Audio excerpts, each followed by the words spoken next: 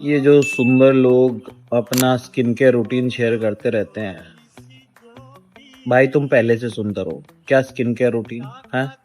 क्या बताते रहते हो, कोलेजन फलाना ढिमका, ये क्रीम रात को लगाई थी, ये सुबह लगा ली, दोपहर लगा ली, तो काम कब करेगा इंसान? એમની વાત સાચી છે. તમારી સ્કિન જો પહેલેથી જ જન્મથી જ સારી હોય તો ઓબ્વિયસલી બ્યુટીફુલ રહેવાની છે. અને જેટલું તમારું સ્કિન કેર રૂટીન સિમ્પલ હશે તે ઇઝીલી ફોલો થશે. સવાર બપોર સાંજ 3 વાર કોઈ પણ સ્કિન પ્રોડક્ટ લગાવવાની કોઈ જરૂર નથી. हैं?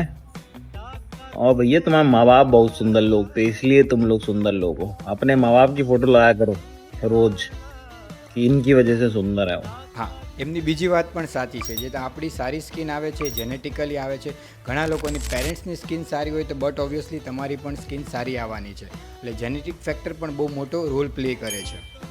बड़े यार, ये फलानी क्रीम, ये ढिमका कपड़ा पहन के हमको लगवाओ सेक्सी, तब मानेंगे।